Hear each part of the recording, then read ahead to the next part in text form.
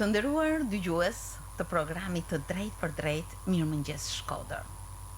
Sot në këtë studio unë jam me një përfaqësuese të një qendre rinore që tashmë jo vetëm ka krijuar profilin e saj prej kohësh, por me ecurinë e saj është mjaft interesante e ndjekur dhe gjithmonë tërheq vëmendjen e një opinioni apo ndjekshmërinë e një auditori tepër special. Sot me mua në studio është përfaqësuesja e kësaj qendre rinore, zonja Arta Nikolli. Mirëmëngjes Arta, mirë se keni ardhur në studio. Falenderoj shumë për ftesën. Më vjen mirë që sot jeni në studion tonë sepse në një mënyrë, në një tjetër sillni entuziazmin, ritmin, tempin e punës, i cili në qendrën tuaj rinore është emëruesi i përbashkët i ditëve. Është kënaqësi të flasësh për qendrën rinore Arka, sidomos kur ti ke marrë pjesë që ditën e parë kur është kriju. E ke rrit një farë mënyre bashkë me shokë e kolegë tjerë. Arka filloi qysh në vitin 2015, 20 shkurt 2015, edhe nuk e zgjollëm krejt kot këtë ditë, ishte dita e rënjes bustit ish diktatorit. Filluam në një rrugicë të Gjuhadolit, pastaj ndërruam vend, kemi ardhur në një vend afër Kinema Millennium, prap një vend i bukur, prap tek një shtëpi e vjetër. Tentojmë gjithmonë ta ruajmë atë vjetrën me tren, punojmë shumë me trit, sepse qendra rinore nuk është vetëm një organizatë shqiptare, qendra rinore Arka është krijuar nga dy organizata, është organizata IPSIA në Itali dhe organizata Code Partners në Shqipëri, por sot le të fokusohemi vetëm tek qendra rinore Arka. Punojmë shumë për mbështetjen e trive, duke punuar me trit, domosdoshmë duhet të jesh kreativ, duhet të njeh tempin e tyre. Prandaj çdo ditë tek Arka është ditë e re, çdo ditë është me iniciativa të reja, është ditë e bukur. Edhe sikur mos bësh kur gjë, me ato të rit aty ti ditën e ke krejt ndryshe. Sa bukur. Edhe sa mirë që ky entuziazëm rrok tempin, ritmin, larmi aktivitetesh nga një anë në një tjetër, nga një kënd poetik në një kënd më ritmik të muzikës, nga një i ftuar nga fusha e letërsisë, të arteve, të kinematografisë, të muzikës, por edhe të fushës sociale dhe politike. Është një larmi veprimtarisht që sjellin ngjyra të jashtëzakonshme dhe tërheqin vëmendjen. Është patjetër ajo adrenalinë që ju bashkon të gjithëve për të realizuar këtë larmi aktivitetesh. Gjithçka sillet rreth trinjve. Do të thënë çdo aktivitet në bazë të tij ka zhvillimin e trinjve. Prandaj edhe kur ne organizojmë një aktivitet poezie, si Oda e Poezisë, prap janë të rit poet, ata që janë në qendër, edhe pse ne ftojmë pastaj edhe poet ose shkrimtar që janë të afirmuar tashmë në tregun tonë. Nëse bëjmë një organizim tjetër për librin, për muzikën, prap ne mundohemi që trinjve të qytetit Shkodër të sjellim më të mirën. Prandaj gjithmonë jemi në kërkim të emrave të mirë, të bashkëpunimeve cilësore. Gjithmonë mundohemi jo të dalim ne, nëse sikur të hidhet një shikim aty në aktiviteteve tona, stafi edhe drejtuesit janë gjithmonë në hije, pasi mundohemi që tritin ata që e drejtojnë dhe e çojnë përpara aktivitetet. Kemi aktivitete të ndryshme si Oda Poezisë, që kemi një tri prapë aty që e drejton. Tek aktivitete tjera si Intelektus kemi kërkuar më tepër bashkëpunimin e figurave të njohura që mund t'japin edhe diçka për trind. Pra janë aktivitete që ne gjithmonë me përkushtim të madh i mendojmë, i ideojmë, i realizojmë, edhe asnjë prej aktiviteteve nuk ka vëmendjen, nuk mos ketë vëmendjen tonë. Pra mundohemi gjithmonë që t'japim më të mirën. Arta, më bën përshtypje. Në aktivitetet që u zhvillonin, keni të ftuar natyrisht shumë cilësor, do t'i quaja, personalitete që rrokin hapësirën shkodrane, hapësirën shqiptare, por edhe më tej. Si keni vendosur këto kontakte të vazhdueshme me të ftuarit tuaj special dhe si keni mundur të tërhiqni mendimin, kontributin, aktivitetin e tyre? Vizita jone e parë është qendra rinore Arka. Do të thënë aktivitetet që rriten ditë për ditë, ditë mas dite, bëjnë që ne mos ta kemi të vështirë që të ftojmë këta personalitete. Gjithmonë kemi vendosur marrëdhënie shumë të mira edhe me institucione si të huaja si shqiptare. mbështetemi fort nga institutet e kulturës së huaja në Shqipëri, si Instituti Italian i Kulturës, Instituti Goethe i ambasadës gjermane, mbështetemi shumë, kemi bashkëpunime me Aleancën Franceze dhe gjithmonë në bashkëpunim edhe me këta aktor, me ambasadat e ndryshme, kemi marrëdhënie shumë të mira me ambasadën italiane, ambasadën austriake, me ambasadën spanjolle, pra gjithmonë këto marrëdhënie rriten dhe gjithmonë i kemi mbështetës të mirë të aktiviteteve tona. Kemi një mbështetës shumë të mirë që mund të rri pa përmendur, zëvendës ambasadorin e prezencës së SBE-s në Shqipëri, që është gjithmonë i gatshëm të marrë pjesë në aktivitetet tona. Prandaj nuk është shumë e vështirë, jo se është e lehtë, por prap nuk është e vështirë që këta personalitete ne t'i thrasim dhe t'i kemi tek arka. Po, natyrisht, sepse kjo vazhdimsi që ju përmendni ka një nisëm, ka një nisje, por ka edhe një credo që ju keni krijuar tek këto aktor dhe faktor të realizimit të aktiviteteve tuaja. Natyrisht çdo gjë nis nga një ide që materializohet, që diskutohet në bordin tuaj. Mund të ma spjegosh pak sa, sepse ju keni disa sektor në të cilin realizoni ide dhe projekte. Ne jemi gjithmonë në kërkim të instrumenteve të rinj edhe të vlefshëm, inovativ për të rinjt, për rinin. Prandaj gjithmonë kur mblidhemi bashkë edhe me stafin, gjithmonë hedhim atë kush ka ide tani, kush mendon që mund të realizojmë diçka interesante. Edhe në vitet e kaluara kanë lind programe të bukura si Plumç, kanë lind programe të bukura si Intellectus, gjithmonë duke folur me stafin. Kanë lindur programe si Oda e Poezisë, prap. Do thënë, ideja është që ne gjithmonë mund të kemi iniciativa edhe personale, por që gjithmonë i ndajmë me anëtarët e stafit dhe i diskutojmë edhe pastaj fillojmë t'i realizojmë. Nuk është e lehtë, sepse gjithmonë duhen fonde, por pastaj një ide mund të jetë thjesht realizueshme në ambientet tona me pak, po themi fonde, por një ide tjetër mund duhet të aplikojmë pafund për t'i realizuar derisa ja dalim.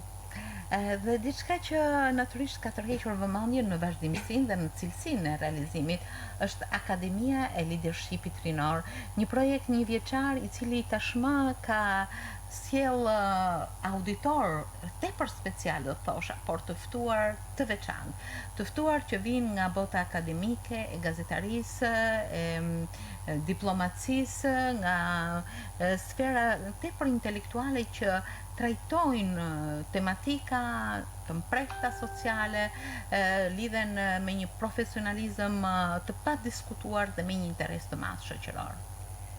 Gjithmonë duke punu me trit, na kemi pa nevojën që ata kanë për të dukë, për të dalë në pa vlerat e tyre. Prandaj edhe ne shohim edhe në situatën ku ndodhemi që kemi nevojë për lider të rinj.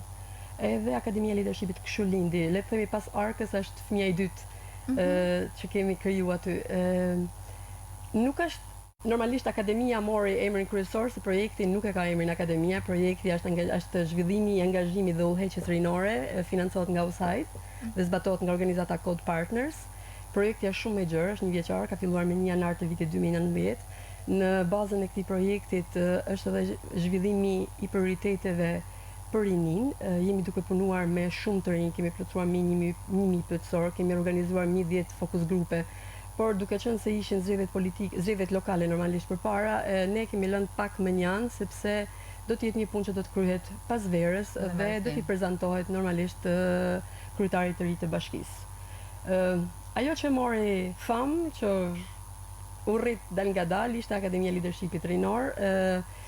U fillu me personalitete, siç thashmë përpara, me zëvendës ambasadorin e prezencës së OSBE-s, kemi pas të ftuar, shpresoj mos harroj askënd se të gjithë janë të rëndësishëm për ne. Ermal Hasime ishte herën e parë, pastaj kemi ftuar profesor doktor Tonin Gjuraj, kemi pas profesor doktor Ardjen Necën, kemi pas personalitete të huaja, kemi pas ambasadorin Kutilo dhe ambasadorin Sattler, kemi pas përfaqësues të ambasadës gjermane Enrico Gunther, që është sekretari i parë i ambasadës gjermane, përfaqësues të IDM-s, që është drejtoresha e IDM-s Ana Radović, kemi pas përfaqësues të sektorëve të ndryshëm, le të themi personalitete si Adrian Civici në ekonomi, kemi pas Adi Krastën, që unë nuk gjej vend, nuk gjej moment për ta falendëruar, sepse ai ka qenë për ne frymëzim edhe pas akademisë, me fjalët e tija shumë të vlefshme, edhe shumë për ne ishin shumë të rëndësishme.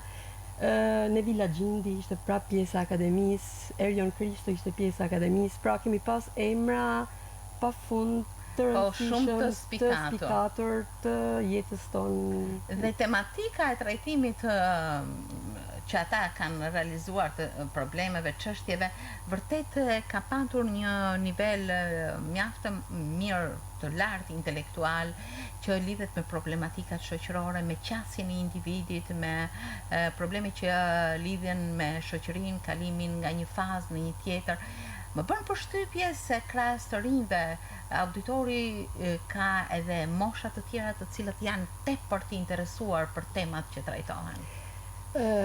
Akademia Leadershipit Rinor filloi me një aplikim, aplikuan mbi 70 rinj, por ne do të zgjidhim 30, sepse në projekt kishim shkruar që do të kishim një audiencë prej 30 rinjve, por menduam në te Arka pse të kufizojmë. Le të vinë edhe të tjerët, pra 30 u përzgjollën që ishin ata që e ndjekin gjithmonë, që është grupi, le të themi, kryesor që ndjek akademinë, por se mbyllëm asnjëherë. Kemi pas audiencë edhe 100 persona të akademia ku ishte Adi Krasta, edhe sulodhem fare, vetëm një reklamim, po themi, rrjete sociale, nuk ishte nevojshme as të thrasim kanë, sepse do të flasim ma vonë që nuk është e lehtë edhe të mash audiencën, të mash të interesuar për aktivitetet e tuaja.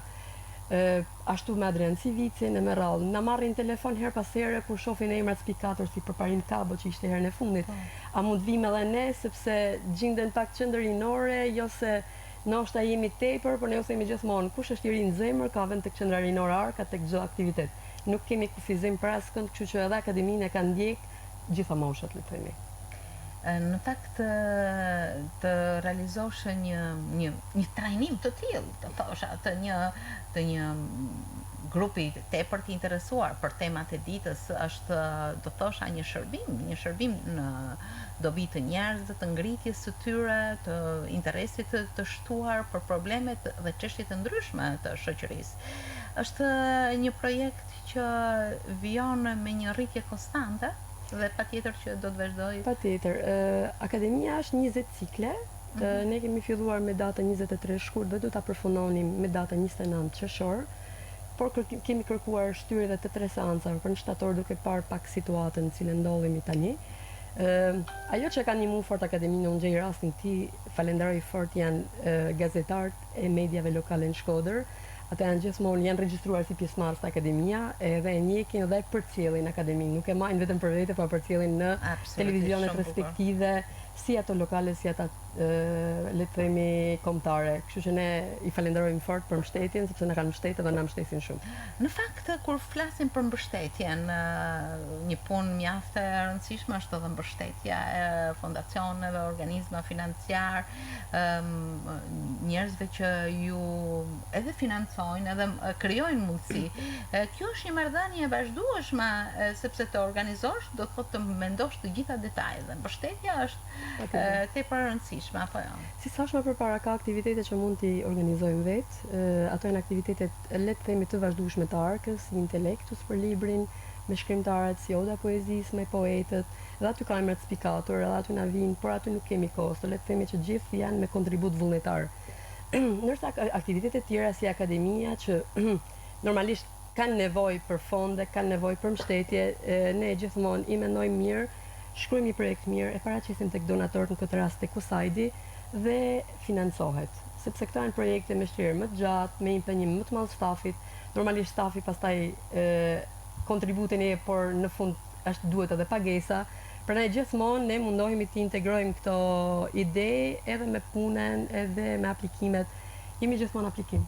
Sa vjen një deadline. Kjo është ritmi i ditës, sepse duke menduar dhe gjeneruar ide, mendon për realizimin në të gjitha aksesorët e tyre.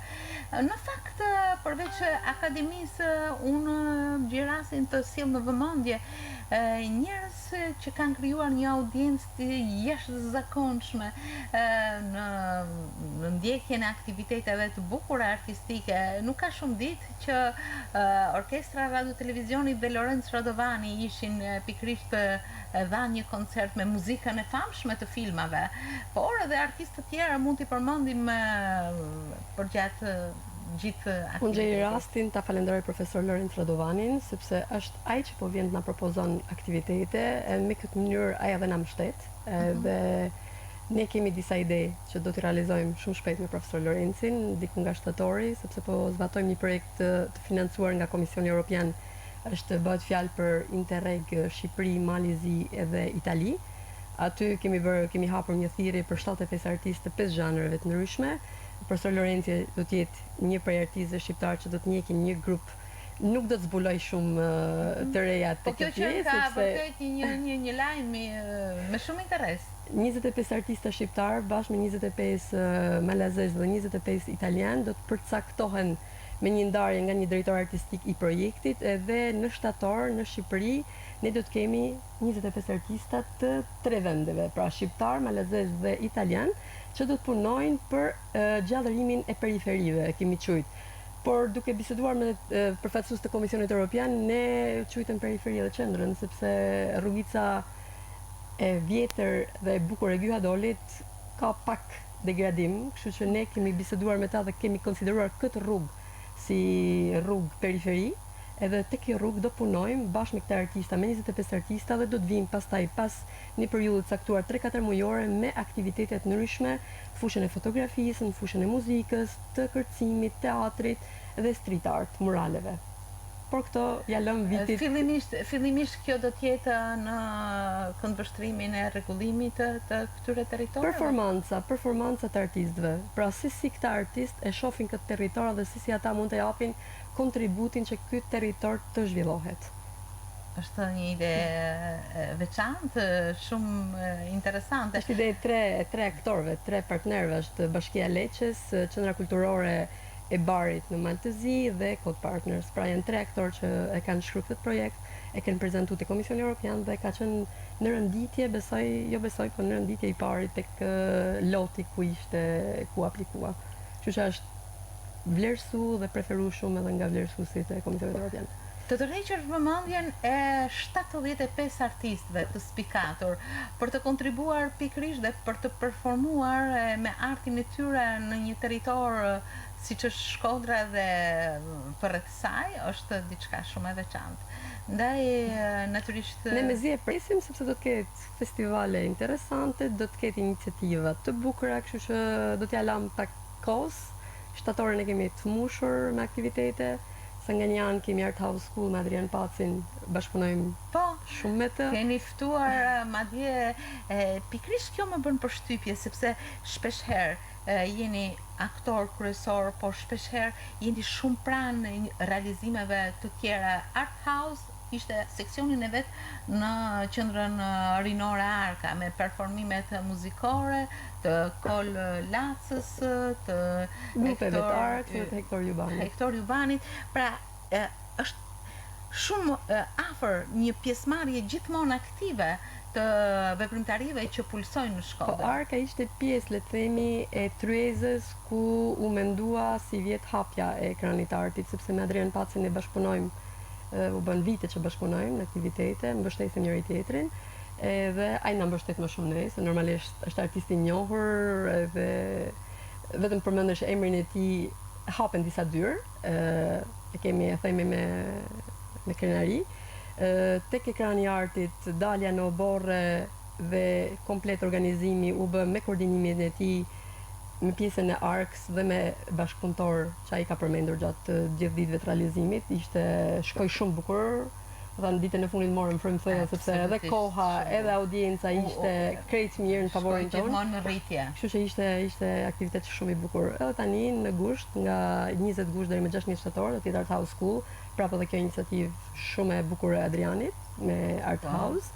Do të jetë një shkollë vërtet e artit e cili do të mbledh. Ka dhe 2 mentorë shumë interesant, që janë Lek Gjeloshi me Zef Pacin, që do e njekin krejt nga afër. Dhe janë përzgjedhur 8 artistë. 8 artistë janë përzgjedhur deri tani. Është diçka shumë e bukur dhe interesante.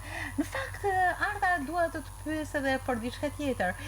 Përmendet njerëz të spikatur të botës së artit, të letrave, të mendimit, të zhvilluar, do thosha, të fushave të shkencave sociale, ekonomike, politike. Më bën përshtypje ju të arhiqni her pas here shkrimtar dhe artist nga Europa, nga bota letrare dhe artistike. Këta vinë shpesh herë me mbështetjen e instituteve të kulturës. atë që përmenda përpara, që unë du të falenderoj fort Institutin Italian të Kulturës, si me drejtoreshën Bertini, si me Viola Gjonin që na mbështet pafund. Nëse shohim emra italian, këta janë mbështetur nga Instituti Italian i Kulturës. Pjesa gjermane është mbështetur nga Instituti Goethe me ambasadën gjermane. Kemi prapë të ftuar nga Austria që na vinë me poeteken edhe me mbështetjen e ambasadës austriake. Kemi kriju marrëdhënie të gjatë, të vazhdueshme dhe të suksesshme. Prandaj jemi pika fokus i tyre në Shkodër, kështu që sa herë ata kanë një aktivitet, gjithmonë vjen telefoni ose emaili dhe jemi gati edhe realizojmë bashkë me ta. Arta Nikoli, Marian Lukani, Lazzarella Ndoci janë flutura Julia Cepi, flutura Pirani, Edona Mullaj, kemi edhe trind Eriona Mattia, Mira Kola, ka emra që është emri më i dashur për mua që na animon fort e na mbështet gjithmonë Alkider Koçaj, është stafi pastaj që është stafi mbështetës, le të themi, i barit, por për ne janë njëjtit, janë Jani, me Bertin, me Lenën, me Nikon. Pra shpresoj mos kem harru asnjërin se pastaj jam e sigurt që keni harruar një personazh shumë kryesor që është Ema, vajza juaj, e cila ju shoqëron pas ditëve. Ema gjithmonë poshtë tavolinës kur punojmë. Është gjë e bukur të stimulosh një staf të tillë entuziast që punon çdo ditë dhe që gjeneron ide dhe i realizon ato. Është pak e vështirë të them drejtën sepse Arka ka aktivitet nga ora 8:30 e shpesh herë deri në orën 12 natës.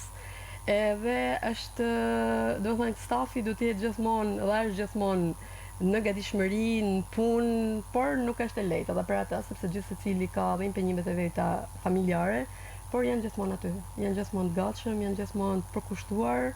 Kemi ato problemet e vogla, grinjet e vogla, sepse 14 vjet nuk është gjë e vogël, por që është shumë gjë e bukur dhe gjenerojnë ide. Arka, një arkë e madhe, po jo edhe shumë e madhe fizikisht, që shpresoj ndoshta edhe mund të zgjerohet në të ardhmen me gjithë këta aktivitet të jashtëzakonshëm që ju keni, por edhe që do të zhvilloni më tej.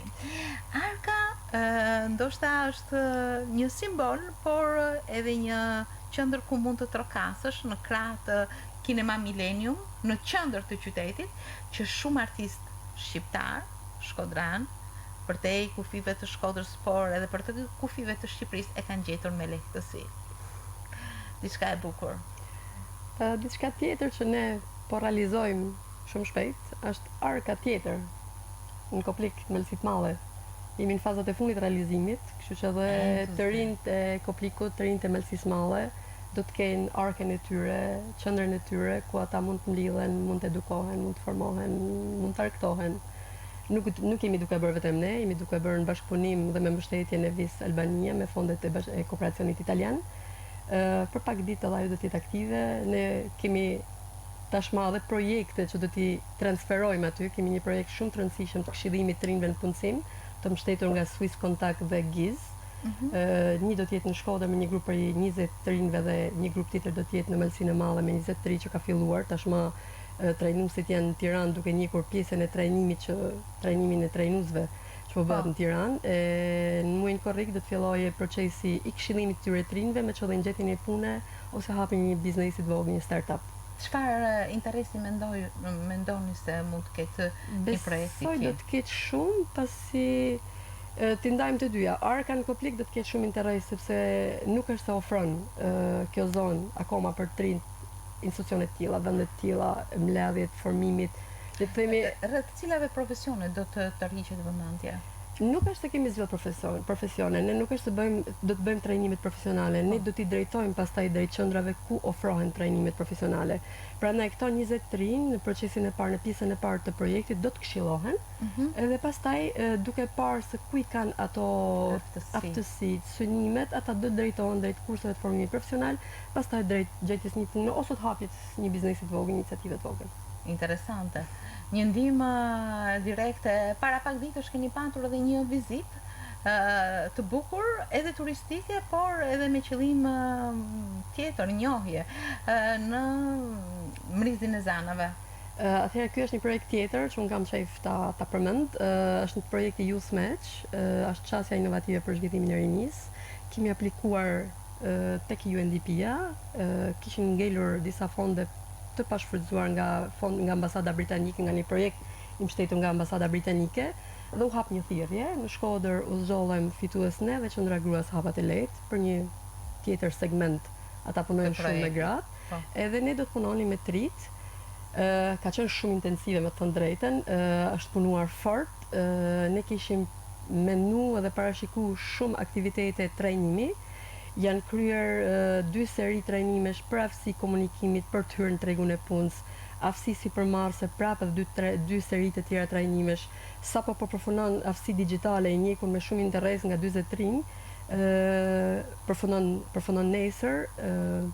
Kemi pa interes diku i lartë, diku pak më i ulët, edhe jemi mundu ta ushejme të arrisim këtë interes. Kemi bashkëpunuar shumë me zyrën rajonale të punësimit, që falenderoj fort, na kanë vënë në dispozicion listat e të rinjve që ne kemi kontaktu gjithë, sepse nuk duam që të kontaktojmë një shkollë t'i themi më bjerë një klasë, por duam që të rinjt vinë vetë, t'ja ofrojmë mundësitë dhe ata të zgjedhin nëse duan apo jo të vinë.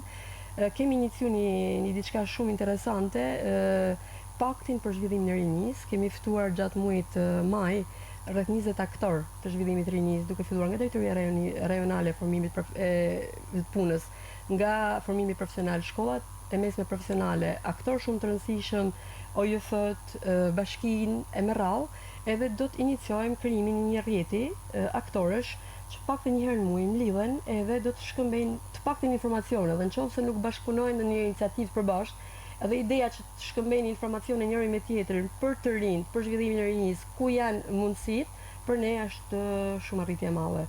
Do të zhvillohen pastaj një panajër punësimi gjatë muajit korrik. Nesër jemi tek një iniciativë tjetër shumë e bukur. Janë një grup të rinj arkitekt që kanë dhënë edhe idenë e Kullsarnumit tek Mrizizanave. Ata kanë bërë një iniciativë shumë bukur në Shëngjin, tek Ara do shkojmë nesër me 50 rinj. Ishim tek Mrizizanave, Mrizizanave flet vet, fjala ata kanë bërë, Altini me stafin kanë bërë një punë shumë të madhe. Aja mirë priti edhe e dha idenë, sepse ne deshim ta ftonim në Shkodër, apo vjen të na flasësh para trinjve edhe për vështirësitë, edhe për si e ke nisë, komplet e curin e biznesit, edhe tha pse nuk i bini këtu. Atëherën me UNDP-n ram dakord se nuk ishte parashikuar, modifikuan projektin edhe i bëm të dyja. Domethënë do të shkojmë. Dhe nesër do shkoni te? Nesër do të shkojmë tek Ara në Shëngjin. Gjë e bukur, e jashtëzakonshme.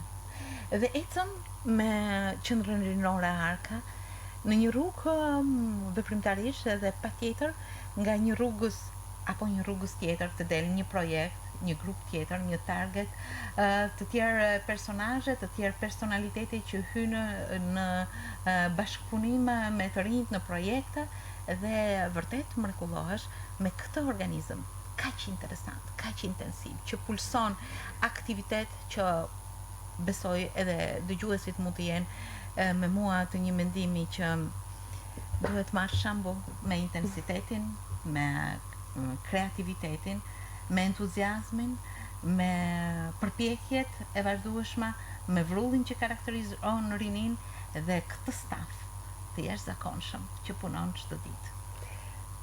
Ndoshta është e fundit, por ajo që unë duhet të përmendi që janë më kryesorët, më të mirët, janë Këshilli Rinor i Arkës. Ju i keni pasur në studio, besoj 5 nga ata. Absolutisht. E filluam vjet në 10 orë, ishte një herë e parë, morëm iniciativën nga një projekt i Komisionit Evropian që ne zbatuam para disa vitesh. Tham ta qëndërzojmë në Shkodër, të krijojmë Këshillin Rinor, të kemi të rinjt tan rreth Arkës. Ishin rreth 70 që aplikuan në fillim, jo të gjithë e njeken rrugën e rritjes me këtë këshill, por prap kemi një grup shumë interesant që ka ngelur, edhe kanë punuar, janë takuar. Ajo për ne më e rëndësishme është që janë takuar me njëri tjetrin, janë njohur. Tani nuk kemi nevojë të thrasim më, vetëm kur i shohim grupin që kanë ardhur tek Arka, dikush po punon për të bërë një iniciativë me skeqet, duan të kthejnë humorin, duan ta provojnë veten, nëse arrin ta kthejnë ato skeqet e Paulin Selimit e të teatrit Shkodrës. Një grup tjetër punoi për lapidarin, për muralen që absolutisht diçka shumë e vlefshme. Ju keni organizuar dhe ditën e luleve. Gjë që vërtet që e spikator, lapidari u shndrua në një lulishtë të bukur, me të gjitha ngjyrat rinore dhe aty në atë skenë u organizua Ne veprimtaria. tentuam me Këshillin Rinor të bëjmë edhe diçka tjetër që na dështoj, le të themi që ka edhe dështime, nuk ka gjithmonë suksese. Po. Duam të fillojmë iniciativën e kinemas hapur, po jo vetëm kinemas hapur, edhe të rinj që duan të bëjnë koncerte të vogla. Bëm një kërkesë në bashki, por nuk specifikum datën, kështu që nuk na aprovu, kështu që ne do të ribëjmë edhe një herë kërkesën me datat e përcaktuara për aktivitete, kështu që tritë e Këshillit Rinor shumë shpejt do të fillojnë edhe me kineman e hapur tek Lapidari. Pra atë Lapidarin ne do ta shndrojmë gjatë verës me aktivitetet pak të një herë në javë, në një skenë, trive, për filmin, për muzikën, për takimet letrare me radhë. Një larmi aktivitetesh.